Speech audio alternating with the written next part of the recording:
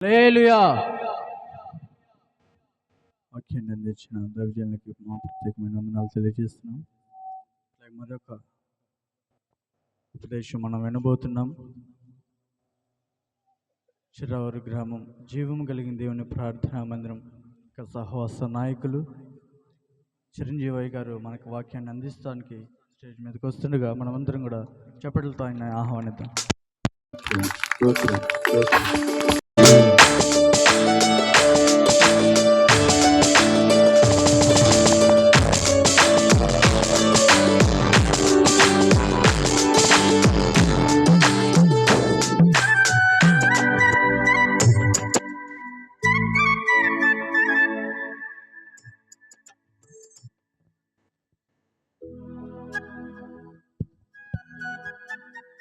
దేవునామానికి స్తోత్రం.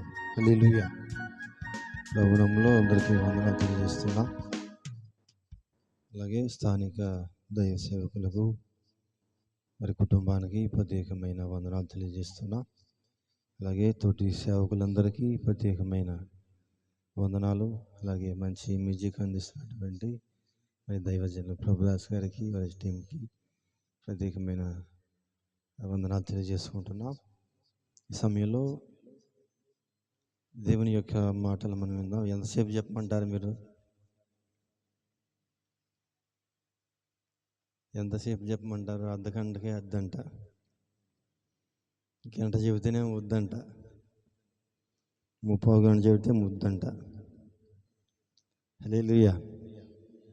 పరిశుద్ధ గ్రంథంలో నుండి దేవుని వాక్యాన్ని చదువుకుందాం. అపోస్తలుల కార్యములు 10వ అధ్యాయం 36వ వచనం చదువుకుందాం.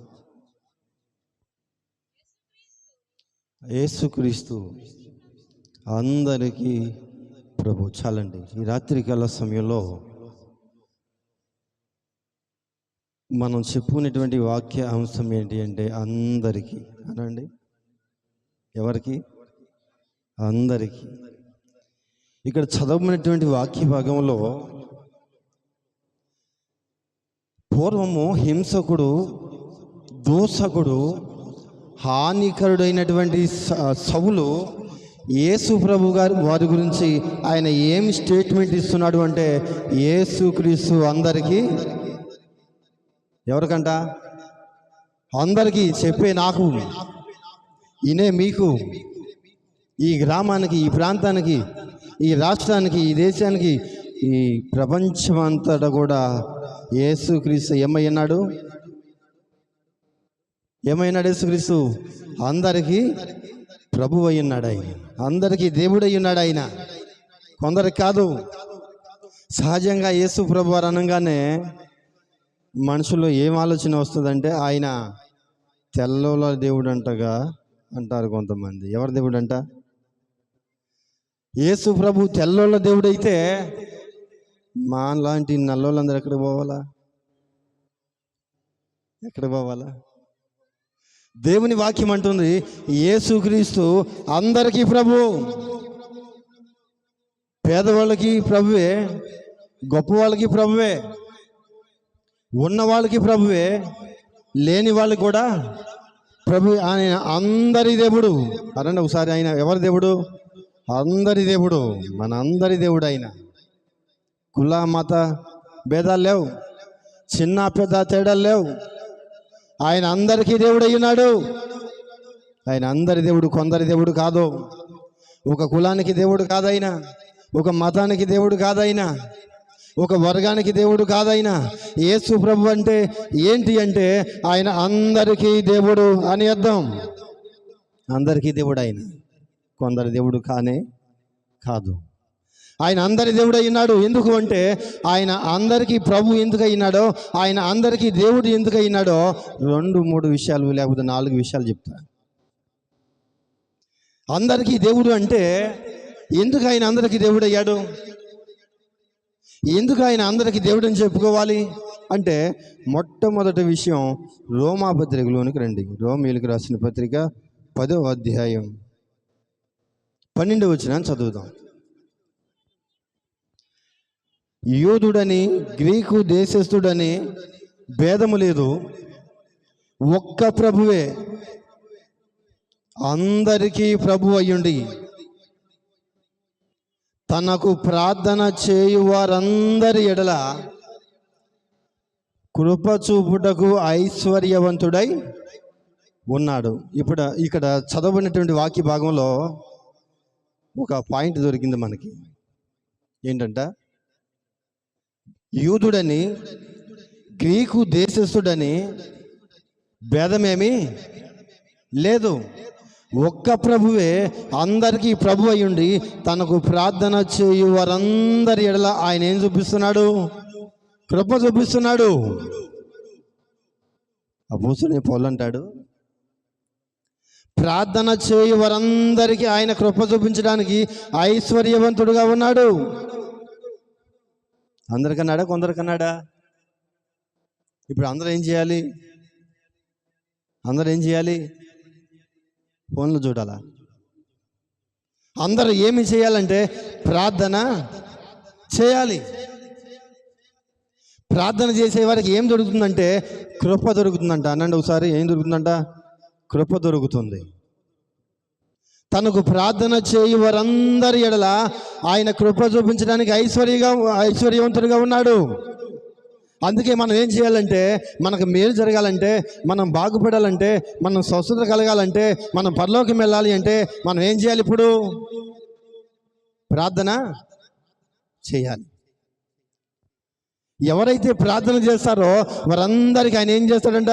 మేలు చేస్తాడు. ఆయన కృప చూపిస్తాడు. ఆయన కృప చూపించాలి అంటే, ఆయన మేలు చేయాలి అంటే, ఆయన స్వస్థపరచాలి అంటే, ఆయన పరలోకం తీసుకుపోవాలంటే మనం ఏం చేయాలంట? మనమందరం ప్రార్థన చేయాలి. మన సమస్యని బట్టి, మన కష్టాన్ని బట్టి, మన ఇబ్బందిని బట్టి మనం ఏం చేయాలంటే ప్రార్థన చేసేవారిగా ఉండాలి. మనం ప్రార్థన చేస్తున్నప్పుడు మన పట్ల ఆయన ఏమి చూపిస్తాడంటే కృప చూపిస్తాడు. నీ సమస్య ఏదో ఆయనకి చెప్పు. ప్రార్థన అంటే ఏంటి అంటే మనకున్న సమస్యలు ఆయనతో చెప్పుకోవటమే ప్రార్థన. మన అవసరానికి చెప్పుకోవటమే ప్రార్థన. అందుకే అపోస్తలుడైన పౌలు అంటున్నాడు, ఒక్క ప్రభువే ప్రభువయ్యుండి తనకు ప్రార్థన చేయి వారందరి ఎడల ఆయన కృప చూపించడానికి ఐశ్వర్యవంతుడిగా ఉన్నాడు. ప్రార్థించే ప్రతి వారికి ఆయన కృప చూపిస్తాడంట. అంటే ప్రార్థించే ప్రతి వారికి ఆయన మేలు చేస్తాడు. ప్రార్థించే ప్రతి వారికి ఆయన మేలు చేయడానికి ఆయన ఇష్టపడుతూ ఉన్నాడు. మనం ప్రార్థన చెయ్యంగా, మనం గినక ప్రార్థన చేస్తే దేవుడు ఖచ్చితంగా మన అవసరం ఏదో, మన కష్టం ఏదో, మన సమస్య ఏదో, మన లోటు ఏదో ఖచ్చితంగా ఆయన తీరుస్తాడు. మనం ప్రార్థన చేస్తేగా. మనం ప్రార్థన చేస్తే ఆయన కృప చూపిస్తాడు. మనం ప్రార్థన చేస్తే ఆయన మేలు చేస్తాడు. మన ప్రార్థన చేస్తే ఆయన స్వస్థపరుస్తాడు. మన ప్రార్థన చేస్తే ఆయన పరలోకం తీసుకుపోతాడు. ఇవన్నీ జరగాలంటే మనం ఏం చేయాలి?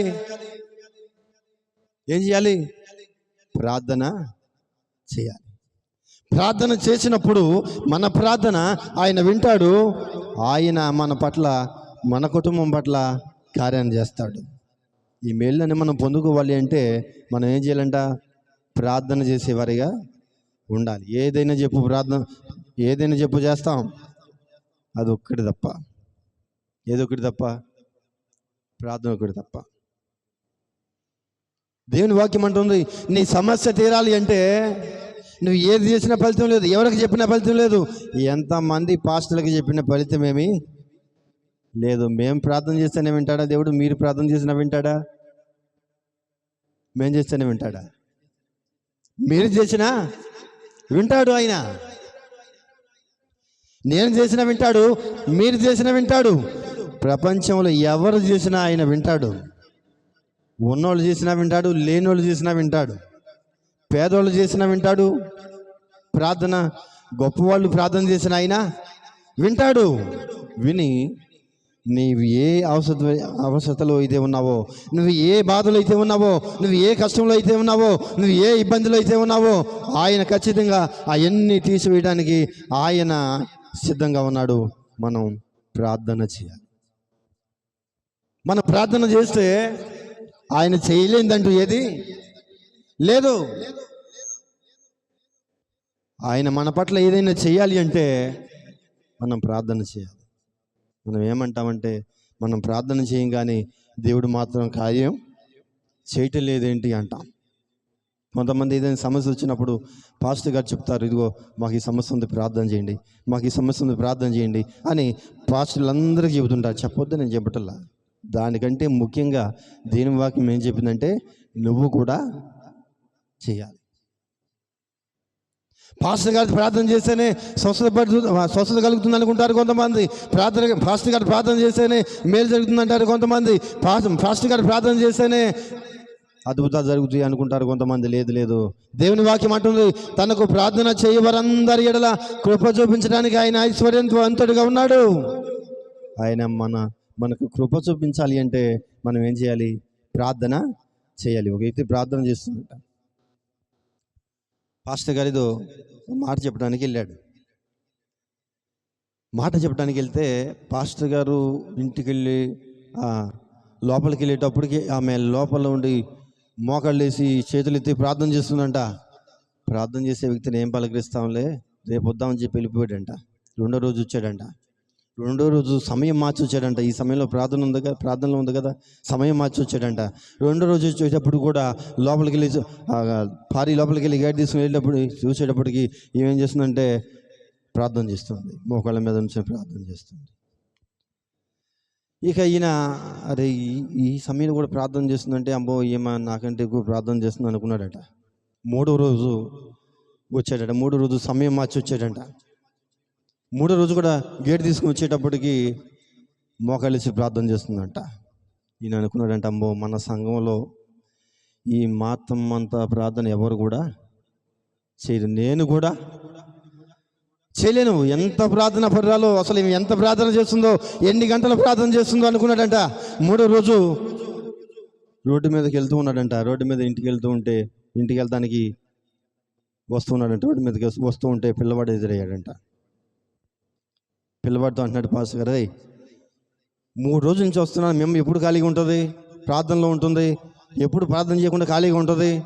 ఏ టైంలో ఖాళీగా ఉంటుంది అంటే వీడు చెప్పాడంట, అయ్యగారు మీరు ఏ టైంలో వచ్చినా మా అమ్మ అసలు ప్రార్థనే మీకు తెలిసింది. మీరు ఏ టైంలో వచ్చినా మా అమ్మ ప్రార్థనే చేయదు. అదేందిరా, నేను 3 రోజుల నుంచి వస్తున్నాగా, ఎప్పుడు చూసినా మోకాళ్ళ మీద నుంచి ప్రార్థన చేస్తుంది మీ అమ్మ అంటే వీడన్నాడంట, మరే రేపు వచ్చేటప్పుడు డుగ్గు కానీ బుల్లెట్ వేసుకు రాకుండా సైకిల్ వేసుకుని సైలెంట్గా రండి అన్నాడంట. సైకిల్ వేసుకుని సైలెంట్గా వస్తే అప్పుడు ప్రార్థనే చేయకుండా ఖాళీగా కనపడుతుంది, మాట్లాడచ్చు. చాలామంది ప్రార్థనలు ఇలాగే ఉంటున్నాయి. దేవుని వాక్యం అంటుంది, తనకు ప్రార్థన చేయవారందరి ఎడల ఆయన కృప చూపించడానికి ఎలా ఉన్నాడంట?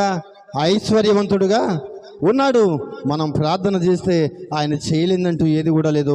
మన మొర వింటున్నాడు ఆయన, మన ప్రార్థన వింటున్నాడు ఆయన, మన సమస్యలు చూస్తున్నాడు ఆయన, మన జీవితంలో అద్భుతాన్ని చేయబోతున్నాడు. స్తోత్రం చెప్పొచ్చుగా, 2 చేతులు ఎత్తి చెప్పొచ్చుగా, ఖచ్చితం లేదంటగా. దేవుని వాక్యం అంటుంది, తనకు ప్రార్థన చేయి వారందరి ఎడల ఆయన కృప చూపించడానికి ఎలా ఉన్నాడంటే ఐశ్వర్యవంతుడుగా ఉన్నాడు. ఆయన చేయలేదంటూ ఏది లేదు. నువ్వు కనుక ప్రార్థన చేస్తే, నువ్వు ప్రార్థన చేస్తే ఆయన ఏదైనా చేయడానికి సిద్ధంగా ఉన్నాడు. ఈ రాత్రి మనుషులతో చెప్పవాక నీ సమస్యలు, నీ కష్టాలు, నీ కన్నీళ్ళు, నీ బాధలు మోకాళ్ళు వేసి దేవునితో చెప్పు. ఆయన వింటాడు, ఆయన నీ పట్ల కృప చూపిస్తాడు ఆయన. అందుకే రాత్రికాల సమయంలో దేని వాక్యం అంటుంది, ఆయన ఎవరికి దేవుడు అంటే అందరికీ దేవుడు. అందరి ప్రార్థన ఆయన వింటాడు. పిల్లలు చేసిన వింటాడు, వృద్ధులు చేసిన వింటాడు, యవనస్తులు చేసిన వింటాడు, ఎవరు చేసిన దరిద్రులు చేసిన వింటాడు, ధనికులు చేసిన వింటాడు, పెద్దోళ్ళు చేసిన వింటాడు, చిన్నోళ్ళు చేసిన వింటాడు. ఎవరు చేసినా ఆయన ప్రార్థన వినే దేవుడుగా ఉన్నాడు. అందుకే మనం ప్రార్థించే వారిగా ఉంటే ఆయన అద్భుతాలు చేసే దేవుడిగా ఉన్నాడు. ఆ విషయాన్ని చెప్పడానికే ఈ క్రీస్తు సువార్త సభలు 2 రోజులు. స్తోత్రం చెప్పండి, హల్లెలూయా. ప్రార్థించే ప్రతి వారికి ఆయన కృప చూపించడానికి ఐశ్వర్యవంతుడిగా ఉన్నాడు. అందరికీ ఆయన దేవుడై ఉన్నాడు. కొందరి ప్రార్థన వింటాడని రాశాడు ఆయన కాదు. ఒక కులం వారి ప్రార్థన వింటాడని రాశాడు ఆయన కాదు. ఒక మతం వారి ప్రార్థన ఆయన వింటాడని ఆయన రాశాడే కాదు, అందరి ప్రార్థన ఆయన వింటాడు. అందరి ప్రార్థన ఆయన వినడానికి సిద్ధంగా ఉన్నాడు. నా ప్రార్థన కూడా ఆయన వింటాడా అనుకుంటున్నావేమో, లేదు. ఆయన అందరి ప్రార్థన వింటున్నాడు. ఆయన అందరి ప్రార్థన వింటాడు. అందరికీ ఆయన మేలు చేయడానికి సిద్ధంగా ఉన్నాడు. నువ్వు గినక ప్రార్థన చేయడానికి ఇష్టపడితే. రెండవదిగా వస్తే అపోస్తలుల కార్యములు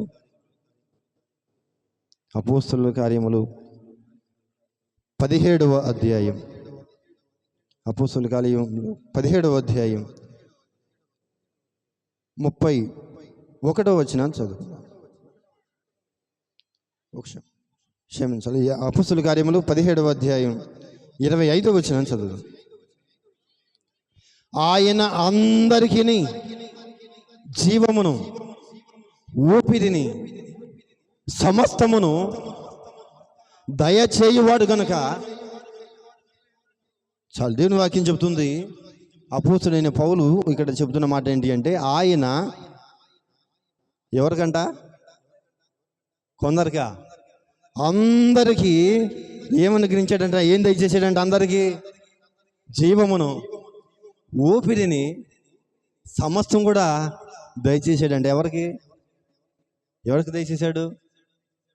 అందరికీ. ఏం దయచేసాడంట ఆయన? అందరికీ జీవమును, ఊపిరి. ఇప్పుడు ఊపిరి పీలుస్తున్నామంటే మనం బతుకున్నామని అర్థం, అంతేగా? ఊపిరి పీల్చుకోగలుగుతున్నామంటే, మనం జీవంతో ఉన్నామంటే, మనం ప్రాణంతో ఉన్నామంటే అది ఎవరిది? మనదా? ఎవరిది? దేవునిది.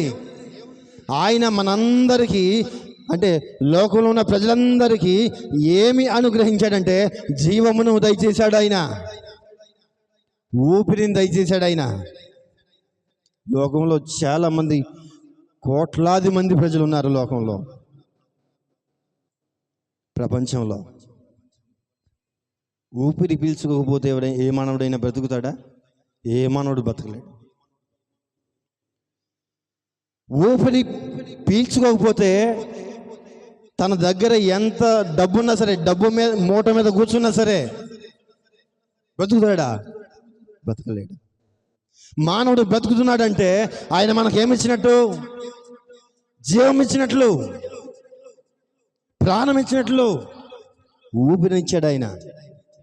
లోపల ఏముంటాయి? ఇక్కడ ఊపిరితిత్తులు కూడా ఉంటాయి అంటగా. ఉండయా లేవా?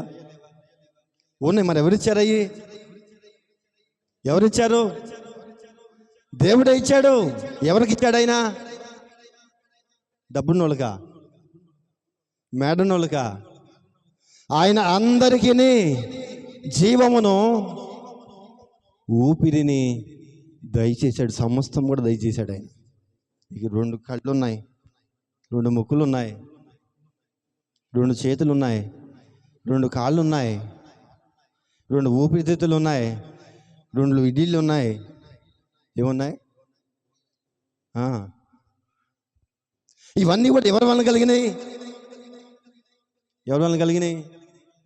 ఒక ఆమె పాస్టర్ గారి దగ్గరికి వచ్చింది. అయ్యగారు ప్రార్థన చేయండి అయ్యా అందంట. ఏంటమ్మా అంటే, మా ఆయనకి ఇడ్లీలో రాళ్ళు ఉన్నాయంట.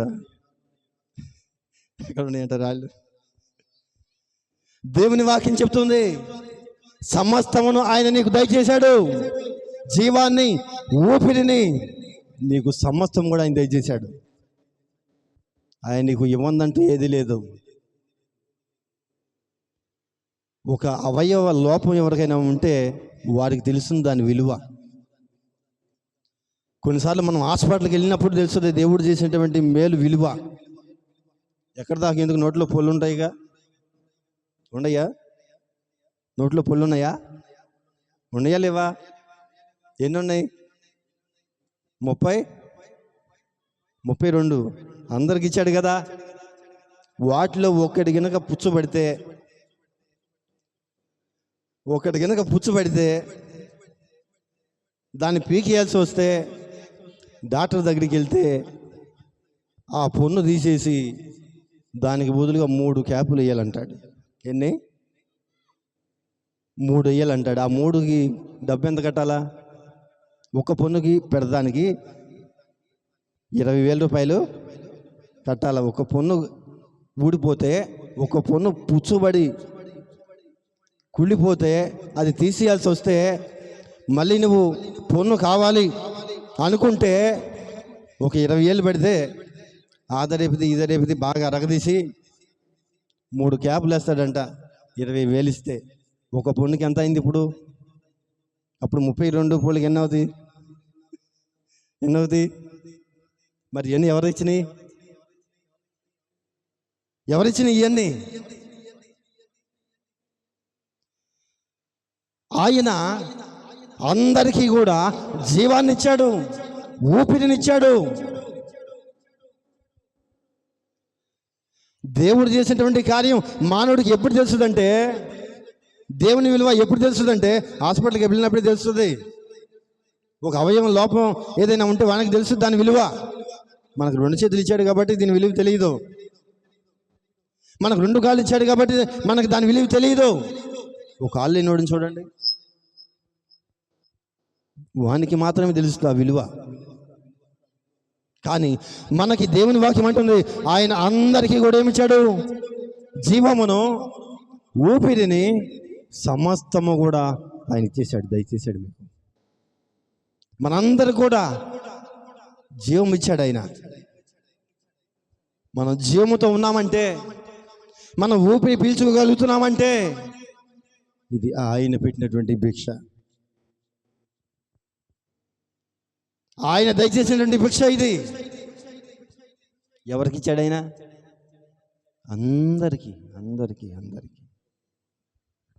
భూలోకంలో బ్రతుకుతున్నామంటే, నడుస్తున్నామంటే, తింటున్నామంటే, తిరుగుతున్నామంటే, సంపాదిస్తున్నామంటే, అన్నీ చేయగలుగుతున్నామంటే ఆయన జీవాన్ని ఇచ్చాడు కాబట్టి, ఊపిరిని ఇచ్చాడు కాబట్టి మనం ఇవన్నీ చేయగలుగుతున్నాం. లేకపోతే చేస్తామంటారా? చేయలేం.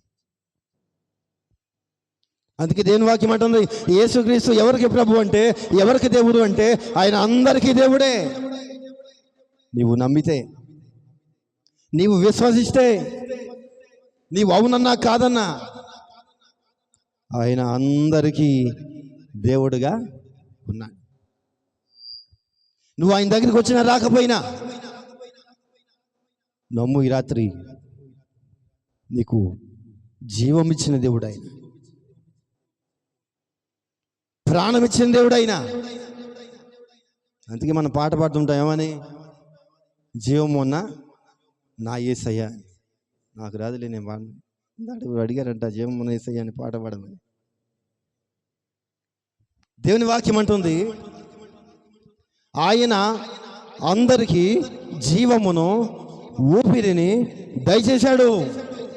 అది ఆ సత్యాన్ని తెలుసుకున్నటువంటి మానవుడు ప్రభువు దగ్గరికి రాకుండా ఉండలేడు, దేవుని ఆరాధించకుండా ఉండలేడు, ప్రార్థన చేయకుండా ఉండలేడు, దేవుని నమ్మకుండా ఉండలేడు. మానవుడు డబ్బును బట్టో, ఆస్తిని బట్టో, పదవిని బట్టో, ఉద్యోగాన్ని బట్టో, వ్యాపారాన్ని బట్టో, పేరుని బట్టో, ప్రఖ్యాతిని బట్టో కాదు. నీవు నేను భూలోకంలో జీవిస్తున్నామంటే మనందరిలో ఆయన జీవాన్ని పెట్టాడు, ఆయనలో ఉన్న జీవాన్ని ఊదాడు. మనందరిలో ఆయన జీవాన్ని పెట్టాడు. అంతేకాదు ఊపిరి అనుగ్రహిస్తున్నాడంట. ఇప్పుడు గాలి వస్తుంది, మనకి వినపడుతుందా? దాన్ని మనం పీల్చుకుంటున్నామా లేదా? అది లేకపోతే మనం ఇక్కడ ఉంటామా? బ్రతుకుతామా? బ్రతకలే. కాబట్టి ఈ లోకంలో మనం జీవించగలుగుతున్నామంటే, మనం ఇలా జీవంతో ఉండగలిగామంటే ఈ జీవం ఎవరిది అంటే ఆయనది. ఆయన అందరికీ జీవాన్ని కలుగు చేశాడు, ఊపిరిని కలుగు చేశాడు, సమస్తము దయచేశాడు. మానవులు ఎన్ని అవయవాలు ఉన్నాయి. ఒక కిడ్నీ కొనాలంటే తెలుస్తుంది అప్పుడు దేవుని విలువ. ఏమైనా ఇడ్లీ 10 రూపాయలకి తీసుకోవడానికి కాదు. దేవుని వాక్యం అంటుంది, యేసుక్రీస్తు అందరికీ ప్రభు, ఆయన అందరికీ దేవుడు, అందరికీ దేవుడు ఆయన, అందరూ ఆరాధించదగిన దేవుడు ఆయన. నువ్వు ఆరాధించినా ఆరాధించకపోయినా, నువ్వు నమ్మినా నమ్మకపోయినా ఆయన అందరికీ దేవుడే. ఎందుకు అంటే ఆయన అందరి ప్రార్థన వింటాడంట. ఆయన అందరికీ జీవమును, ఊపిరిని దయచేసాడంట, సమస్తం ఇచ్చేసాడంట. ఇక ఆయన కొరకు ఏమీ ఉంచుకోలేదు. మానవుల కోసం తన రక్తాన్ని ధారపోసాడు ఆయన. కారణం ఏంటి అంటే అందరికీ ఆయన మేలు చేసే దేవుడిగా ఉన్నాడు, అందరికీ ఆయన దేవుడిగా ఉన్నాడు. గ్రామంలో అప్పుడప్పుడు పెళ్ళిళ్ళు వస్తుంటాయి. గ్రామం అందరిని పిలుస్తారా? ఎవరిని పిలుస్తారు మరి? వీళ్ళు మనోళ్ళు అనుకుంటే రండి అని పిలుస్తారు. కానీ మనం చెప్పుకున్నటువంటి యేసయ్య మాత్రం అందరి ప్రార్థన ఆయన వింటాడు. మనం చెప్పుకున్నటువంటి యేసయ్య మాత్రం అందరి ప్రార్థన ఆయన వింటాడు. మనం చెప్పుకున్నటువంటి యేసయ్య మాత్రం అందరికీ ఆయన జీవమును, ఊపిరిని ఇచ్చాడు. ఆయన సమస్తం ఇచ్చేశాడు. ఆయన ఇన్ని అవయవాలు దేవుని దగ్గర నుంచి మనం పొందుకుని ఇలా భూలోకంలో జీవిస్తున్నాం. ఆ విలువ తెలుసుకుంటే దేవుని దగ్గరికి రాకుండా ఉండలేం. దేవుని దగ్గరికి రాకుండా ఉండలేం. దేవుని వాక్యం అంటుంది ఆయన అందరికీ జీవమును, ఊపిరిని, సమస్తమును దయచేశాడు. అందుకే ఆయన అందరికీ దేవుడు. కొందరు కాదండి, ప్రపంచంలో ఎన్ని కోట్ల మంది ఉన్నారు, కోట్ల సంఖ్యలో ప్రజలు భూలోకంలో జీవిస్తున్నారు, నివసిస్తున్నారు. దానికి కారణం ఏంటి అంటే మానవుడు కాదు, వారికి ఉన్న డబ్బు కాదు, వారికి ఉన్న ఆస్తి కాదు, వారికి ఉన్న పదవి కాదు, వారికి ఉన్న వాహనం కాదు, వారికి ఉన్న హౌస్ కాదు. కేవలం దేవుని యొక్క జీవం, ఆయన యొక్క ఊపిరి, సమస్తం మనకు అనుగ్రహించాడు. ఆయన సమస్తం మనకి ఇచ్చాడు. ఆయన కారణం ఏంటి అంటే ఆయన అందరికీ దేవుడు కాబట్టి. కొందరికీ దేవుడు అయితే అందరికి ఇస్తాడా? ఆయన అందరికీ దేవుడు కాబట్టి ఆయన అందరికీ జీవమును, ఊపిరిని, సమస్తమును దయచేసాడంట. ఆయన దయ వలన మనకు దయచేశాడు. మీరు భూలోకంలో జీవించండి. ఒక్క క్షణం గాలి బెగిస్తే, ఇప్పుడు నుంచి ఎండాకాలం వస్తుంది, గాలి బెగిస్తే ఏమంటాం? గాలి పంపి దేవుడా అంటాం. ఎందుకు? గాలి కావాలి కాబట్టి. ఆ గాలి లేని బ్రతకలేం కాబట్టి. దేవుని వాక్యం అంటుంది ఆ గాలి ఎక్కడి నుంచి వస్తుందంటే దేవుని యొక్క ధనాగారాల నుంచి గాలి వస్తుందంట. ఆ గాలిని మనం పీల్చుకుంటున్నాం, మన భూలోకంలో జీవిస్తున్నాం. అందుకే యేసయ్యకి స్తోత్రం చెప్పు, హల్లెలూయా. ఇంకా మూడవదిగా వస్తే ఆయన యోహాను సువార్త 5వ అధ్యాయం, యోహాను సువార్త 5వ అధ్యాయం 28వ వచనం చదువుకుందాం. దీనికి ఆశ్చర్యపడకూడదు, ఒక కాలం వచ్చుచున్నది, ఆ కాలమున సమాధుల్లో ఉన్న వారందరూ ఆయన శబ్దం విని మేలు చేసిన వారు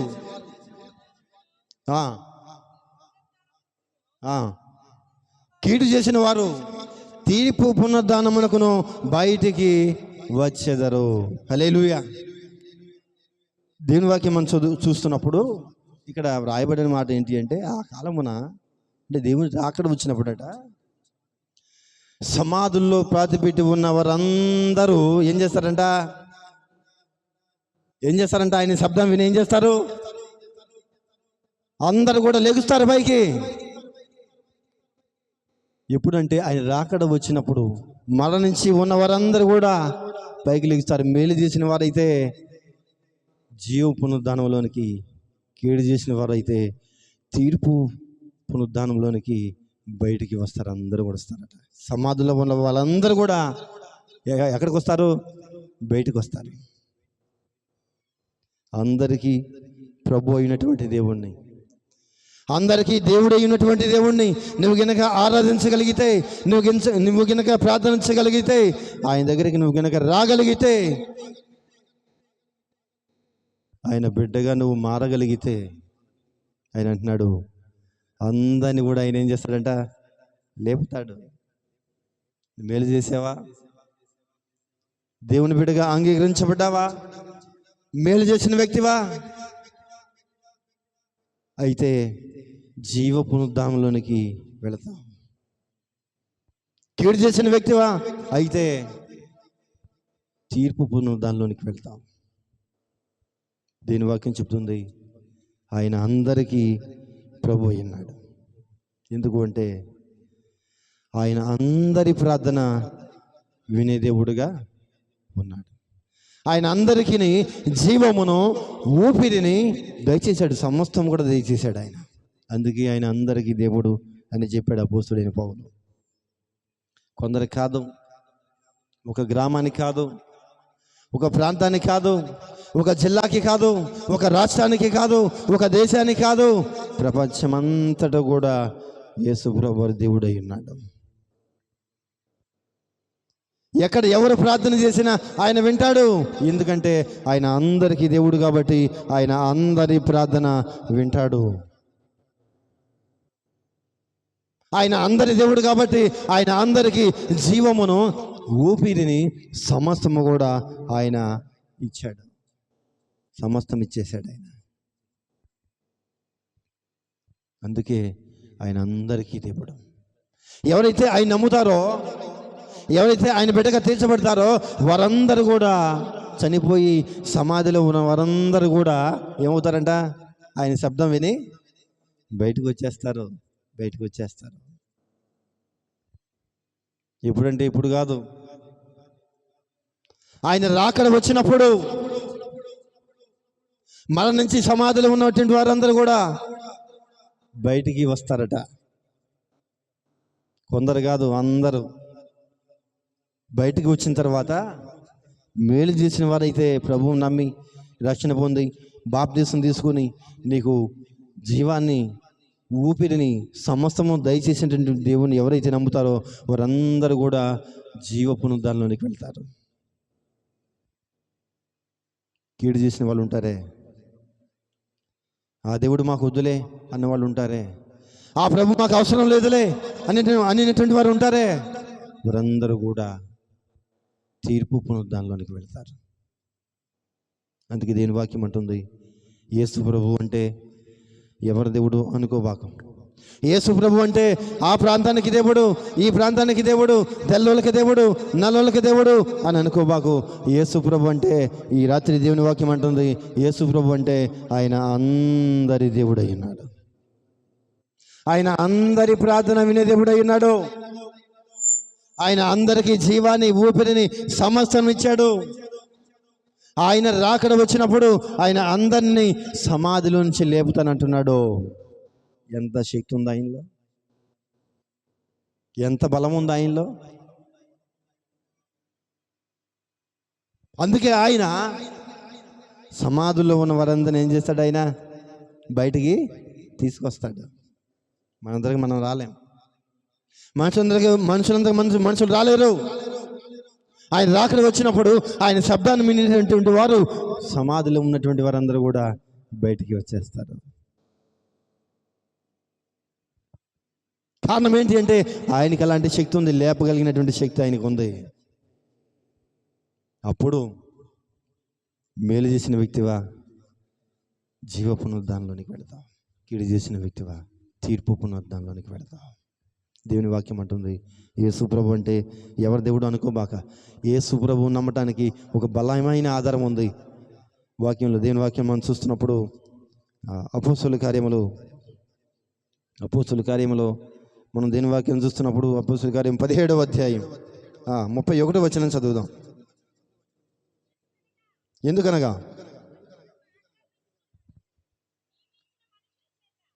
అపోస్తలుల కార్యములు 17వ అధ్యాయం 31వ వచనం. ఎందుకనగా నీతిని అనుసరించి నిర్ణయించినది మృతులలో నుండి ఆయన లేపినందున దీనిని నమ్ముటకు అందరికీ ఏం చేశాడంటే ఆయన ఆధారము కలుగు చేశాడు ఆయన. హల్లెలూయా. ఆయన ఏం చేశాడు? అందరికీ ఆధారం కలుగు చేశాడు ఆయన.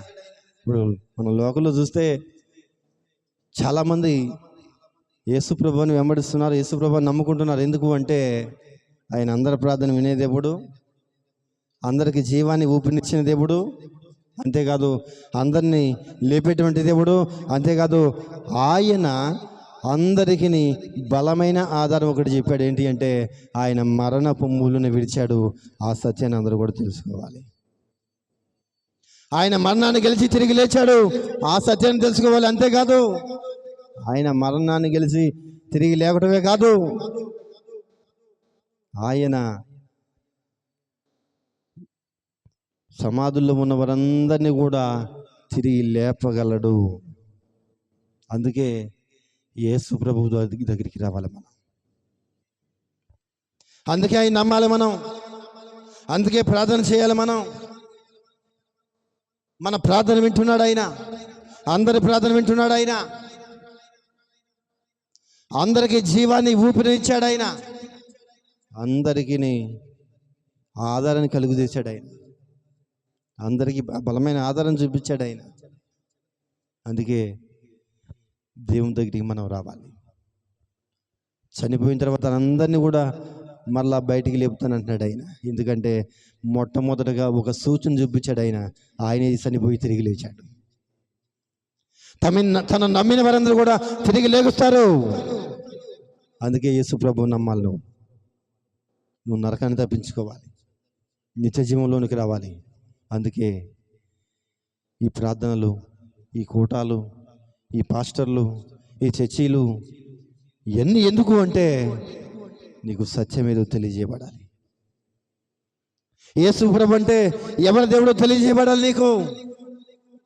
కొందరి దేవుడు కాదు ఆయన, అందరి దేవుడు. ఆయన అందరికీ దేవుడుగా ఉన్నాడు. అందరి ప్రార్థన ఆయన వింటున్నాడు. అందరికీ ఆయన జీవాన్ని ఊపిరిని కలుగు చేశాడు. అందరినీ మరణించిన తర్వాత తిరిగి లేపుతంటున్నాడు ఆయన. అందుకే ఆయన దగ్గరికి మనం రావాలి. దేవుని మాటలు మనం వింటున్నాం. దేవుని మాటల ప్రకారం జీవించుదాం. ఆయన ఇచ్చేటువంటి ఆశీర్వాదాలు పొందుకుందాం. ఆయన రాజ్యానికి వాసన అవుదాం. అటు కృప దేవుడు మనందరికీ సహాయం చేసి మహిమ పొందును గాక. ఆమేన్.